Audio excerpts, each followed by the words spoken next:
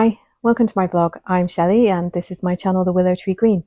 I'm coming on today to show you a couple of things that I've made and some more fabric that I got when we went to Brighton in the UK. It's in the south coast of the UK. We went there for a day out on Monday. It's now Saturday.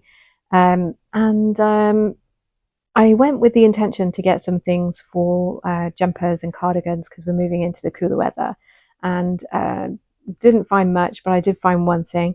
Found a couple of other things, spent more than I planned. I'll put a picture up as I'm showing you the fabric of one of the shops that we went into. And I also wanted to show you something that I made.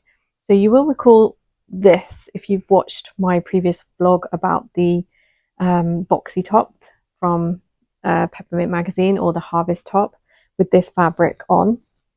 It's a mixture of double gauze and this viscose crepe from Fabric Godmother that I actually got from Guthrie Ghani as a remnant. And I also got another remnant from Guthrie Ghani recently, which was, I think it was 1.2 meters, the remnant. And what I've managed to do is actually turn it into a skirt. So I've just literally sewn the waistband straight on to the fabric, and I split the fabric up and created two tiers. I used the what's it called, this I used the Knix dress, so it's the top two tiers of the Knix dress that I've used to create the skirt. Luckily, as I did lengthen both of them. I didn't really measure it. It was just by whatever fabric I had. Being a short person, I can get away with quite a lot. So 1.2 meters does come down quite far for me. So I'll put a video in of me wearing this with the top. What I would say is I'm quite surprised by how much this fabric is pilling already. So if you can see there, I've only worn this once. Now, I was wearing a crossbody bag that was rubbing just there. That is pretty bad for pilling, considering how expensive this fabric was. And I also noticed that even though this one is older, and I've certainly worn it a lot more, I've only worn this once, the colours are slightly different. So you can see there the colour of this one is darker compared to the one that I've only just bought. Do you see that? I don't know how well that's coming across because it's dusk here, so the light's a bit weird. But yeah, the two blues are definitely different. So anyway, I don't know what's going on with that, but I was very happy with how that came out, and I literally had scraps, the smallest of scraps. There's a picture of what I had left, so it was completely waste-free, almost pattern or make, that one. So I was very happy with that. The other thing I've made, which was a change in plans, I had originally planned on making a waistcoat or a pinafore rather that I had received in a magazine. I changed my mind mostly because I just could not face tracing it out. The patterns for the magazine are printed on both sides, and I just couldn't bring myself to do the tracing out.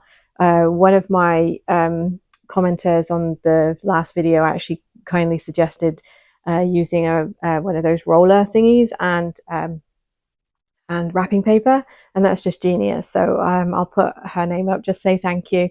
And yeah, it's genius. I will definitely be getting myself some wrapping paper and one of those roller thingies. So anyway, what I ended up doing instead was my go-to pattern of the Peppermint Bardon dress. I am going to do a vlog where I get every single version that I've ever made of this out so that you can see they don't all look the same, and I don't dress them the same. So I think what I'll do when I do that video is I'll show how I wear them, because I don't, it's not always the same. Anyway, here it is. I have got a little bit of video of a couple of things that I did with this. It is shorter than the pattern. It does have pockets in there. And it's going to be great wearing underneath a long sleeve black t-shirt or a blue one, and leggings and boots. And I'll put a bit of video in of me wearing this as well. When I was making it, I thought it would be interesting for me to show you how I do the top part. So I've got a couple of bits of video around how I do the arm and the burrito method. So I'll just put that up here. And I'll insert the burrito method piece when I do it as well. The only thing that takes a long time on this dress is the gathering, because there's obviously a fair bit of gathering. But I really just wanted to, I wanted something quick and easy. It's been a really tough week at work, and I've been tired, and I've just not really felt like sewing. So this was a quick and easy, and I don't even look at the instructions anymore. I just know how to do it. So it was great, and I like how it looks, and I like it as a layering piece. So forgive me for being boring. I keep making the same thing. Okay. So hopefully I've managed to leave enough time to have the bits of video in for that dress and the things that I've done, but if not, I'll figure out how to cut this. So next we've got the fabric. So I went into two shops. The first shop was one of those shops where you think that if you're not careful, everything's going to topple down and hit you on the head, and you'll end up buried and no one will find you for a couple of months. I've got a picture of that because it was literally, you had to squeeze your way around.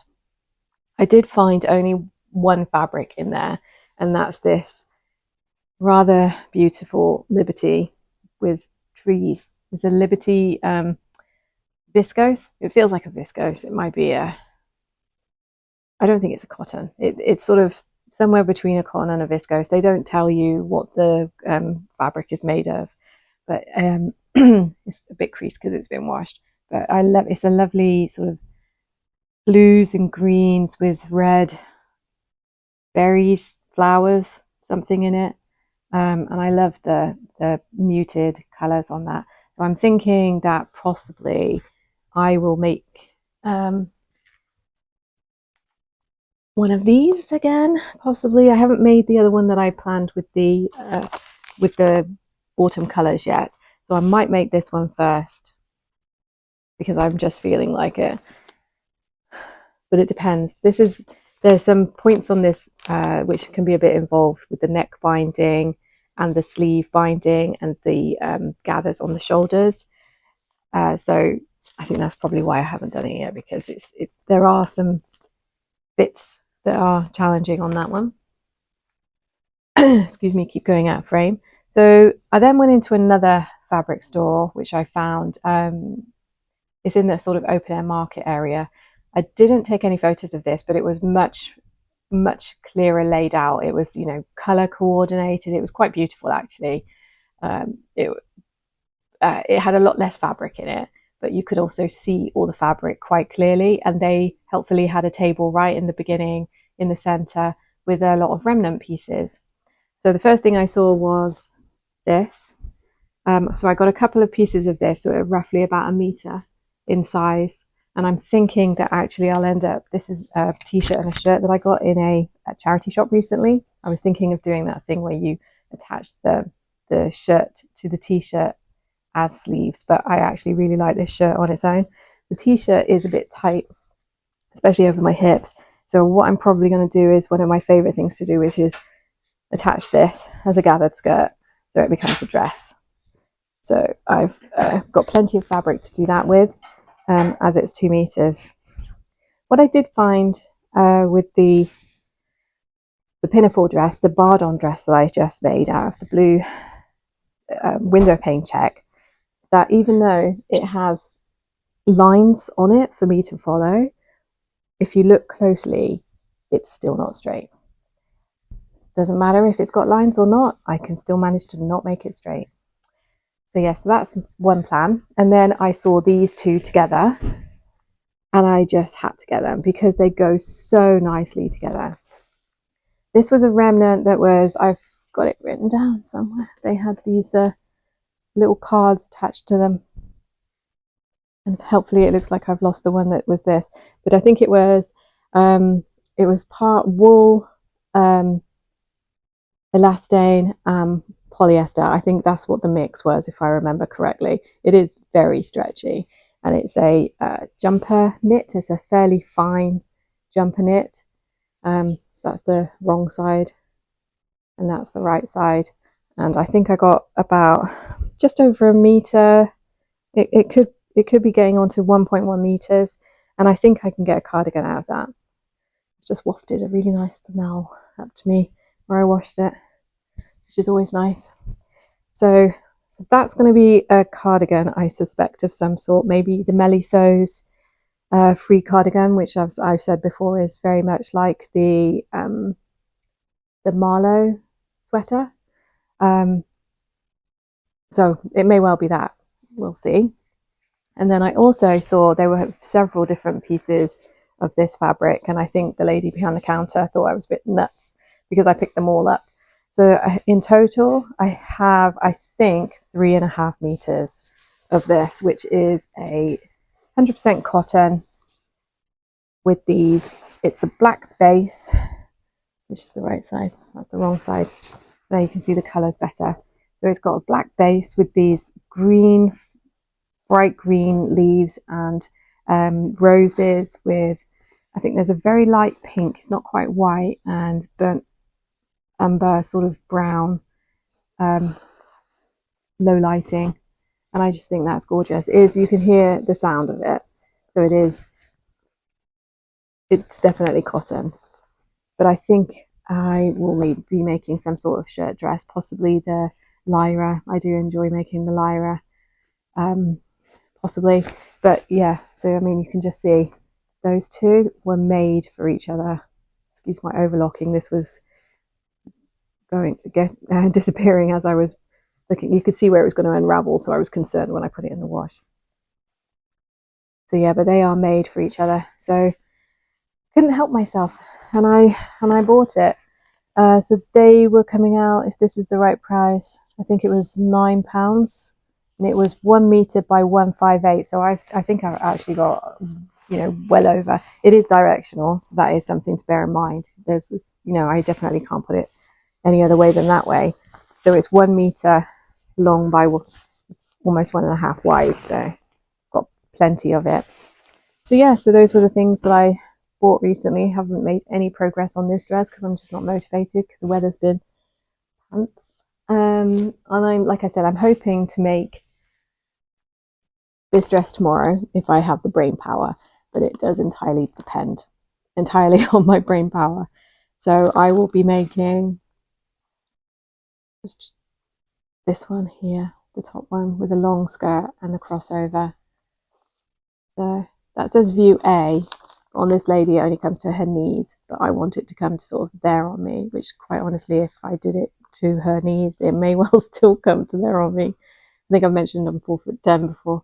So it's now Sunday, and I have finished the M7969 dress in the new fabric that I bought when I went to Brighton the other day.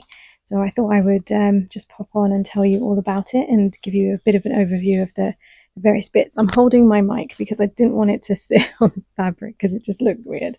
And I'm also trying to show off the dress. So I absolutely love it. It is just the right length, exactly what I wanted it to be. It's a beautiful, lightweight, I don't know what cotton, it could be a cotton lawn. I have no idea what its the base is.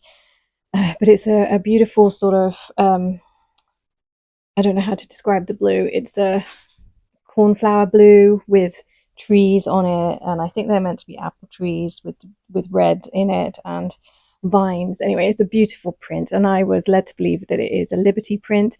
I paid £12.99 a meter for this, and I bought 3 meters when I was in Brighton in the fabric shop that I showed earlier. A couple of things that I do with this pattern. I said earlier, or yesterday even, that I was making a large. I'm not actually, it's medium. So I realized when I got my pattern pieces out that they're all cut at the medium line. So I made a medium, and my body measurements are, I'm a 38 chest.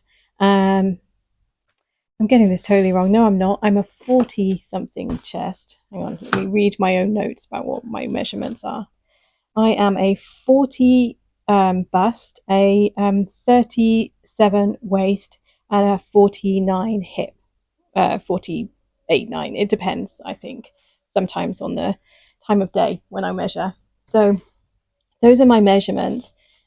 This pattern says that this is where I get into trouble. So this is in the French, so it would be I'm going to guess inches. So the medium, I don't even know why I'm bothering to try and tell you this. But needless to say, I think that from a body measurement size, I would fit into a large, if not an extra large. But I actually end up making the medium, which is for a size 12 to 14.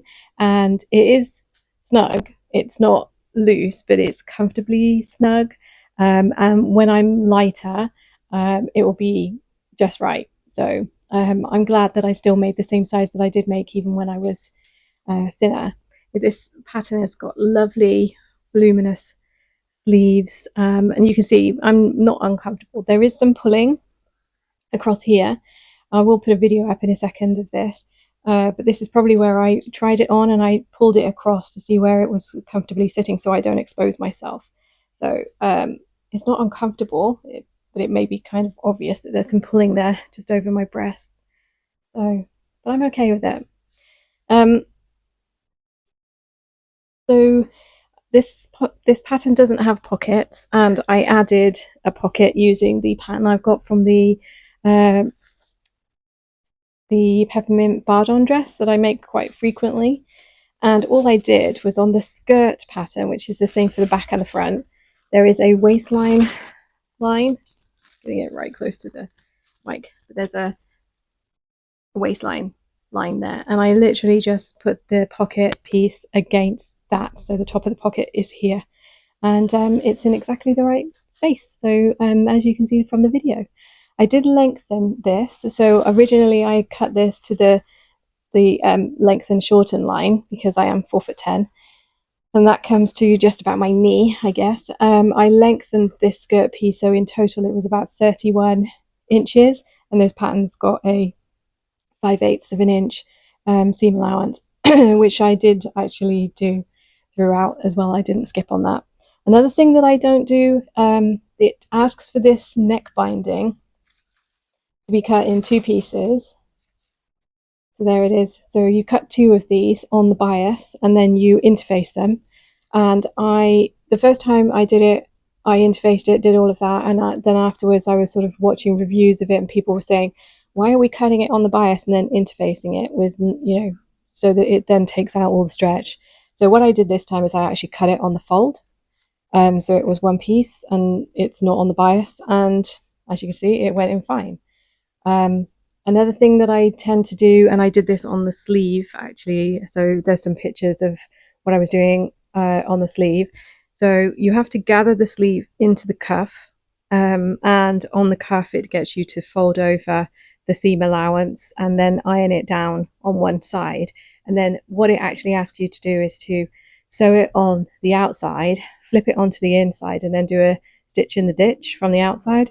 I'm absolutely rubbish at doing that, so I always just turn that around and I sew it on the inside first, which I think I've got a picture of, and then I will flip it to the outside, and then I will just do a little top stitch. And I think a relatively neat top stitch is way better than a wonky stitch in the ditch that doesn't catch everything.